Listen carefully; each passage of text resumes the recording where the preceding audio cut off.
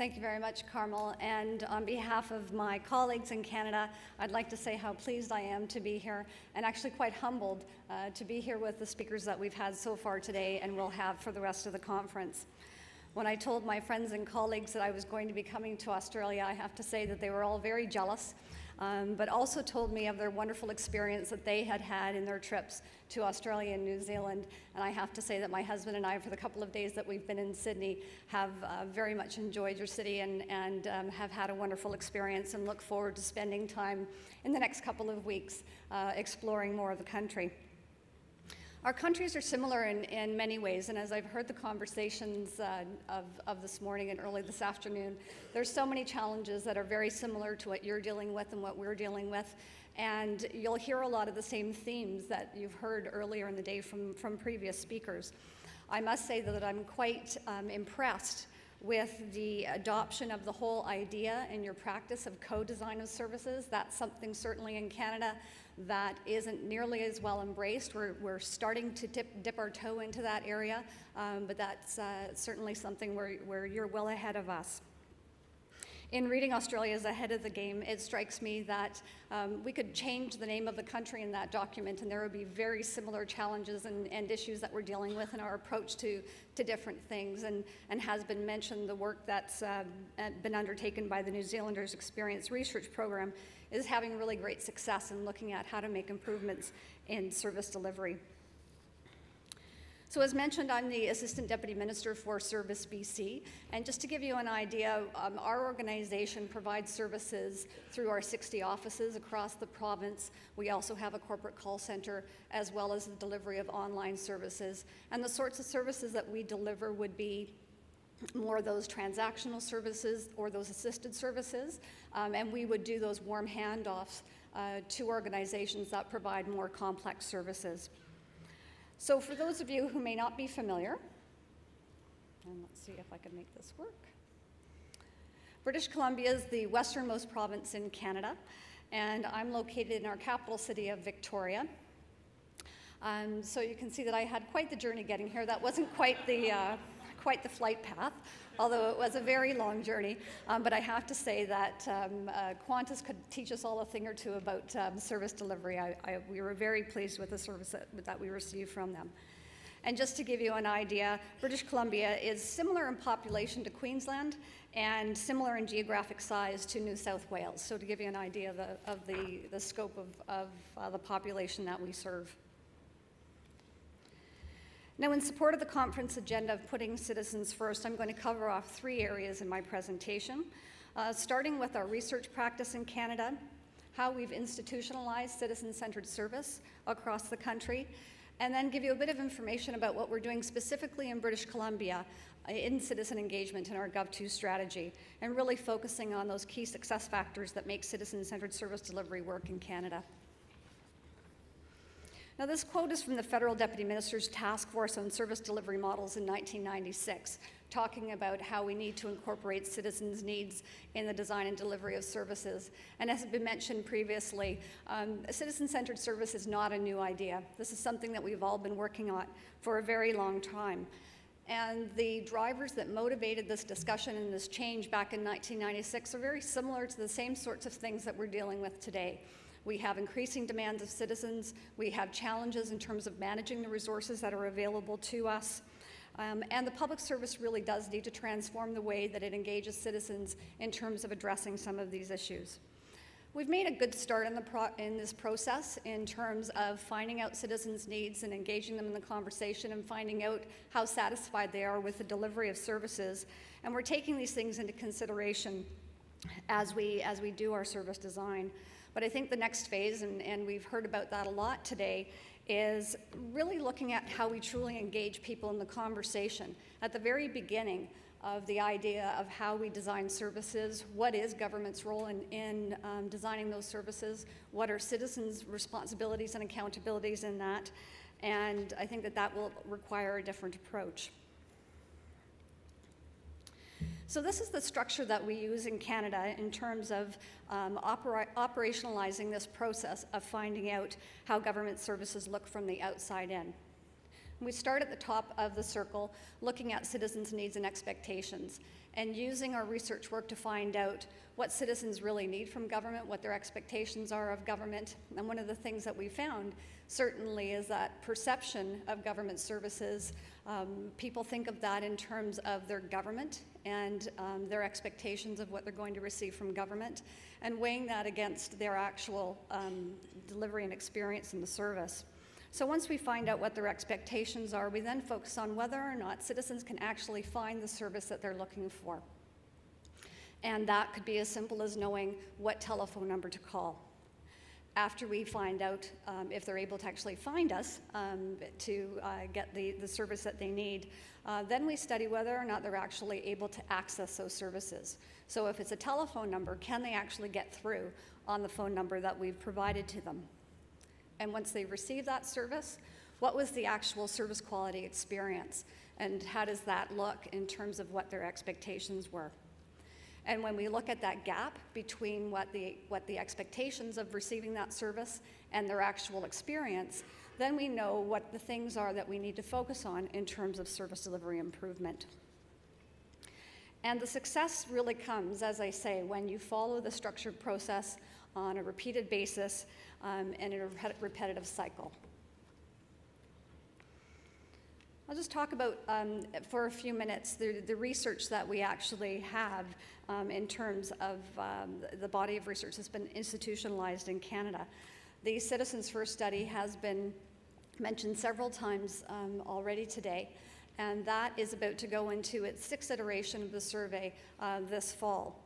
And that really looks at citizens' needs and citizens' satisfaction with the delivery of government services.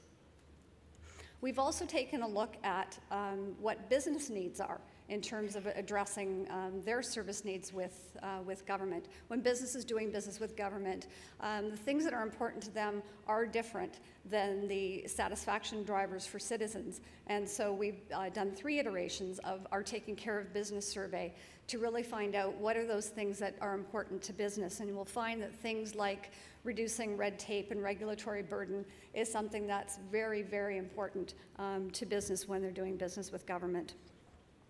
We looked at specific channels of service as well. Answering the Call looked at telephone service delivery. Client Speak looked at citizen satisfaction with single window service delivery organizations. And there's also been a significant amount of research done on what's called the public sector service value chain.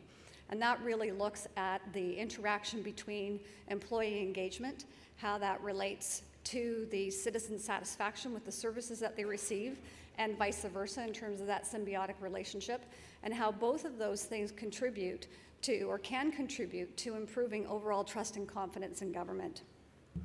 So while it's very interesting and exciting that we have this huge body of research that has been developed over the past 10 years, what's much more important is the impact that this research and this body of evidence has had in terms of changing the culture and changing the language that we all use. And you'd never know it from the conversations that we're having today, but 10 years ago when this work started, when you talked about citizen-centered service, there was a lot of people rolling their eyeballs in terms of why do we have to engage citizens in figuring out how we deliver better services.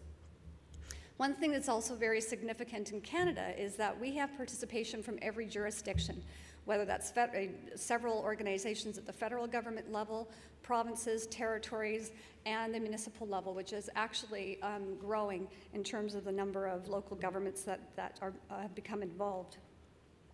This research has also been incorporated into the strategic planning and public reporting in a number of jurisdictions.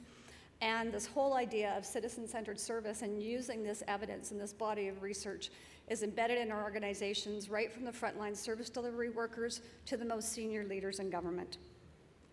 The fact that we've been doing this research over more than a decade allows us to do that benchmarking between jurisdictions and allows us to have that longitudinal data to be able to see how we've actually improved our service delivery.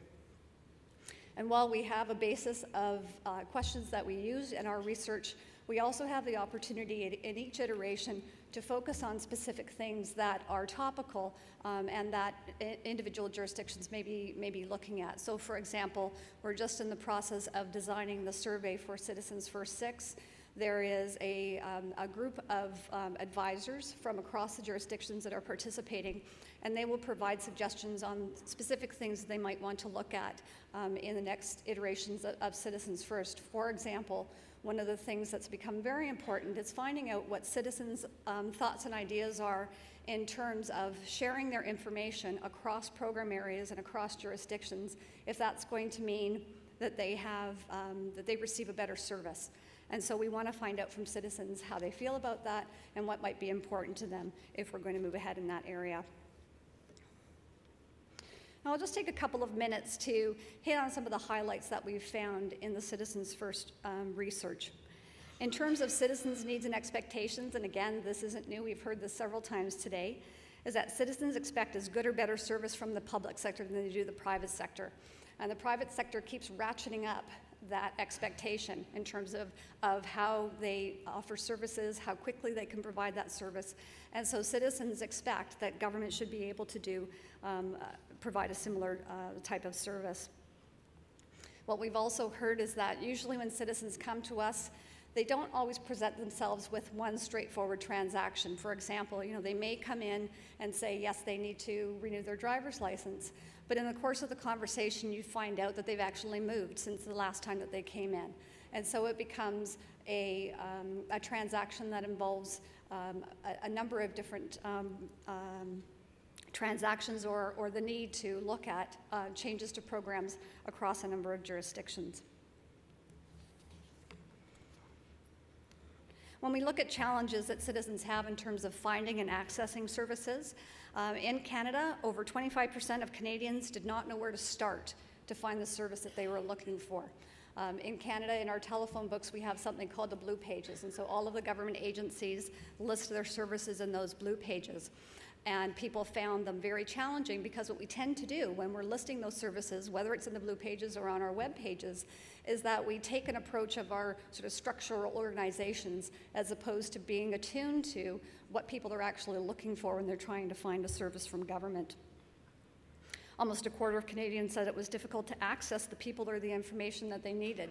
And that could be anything from a busy signal or running into an interactive voice response system, which people hate, as opposed to actually being able to get a person on the other end of the telephone, or just simply saying, gee, that's not my department, I don't know who needs to help you, and ending the call with that.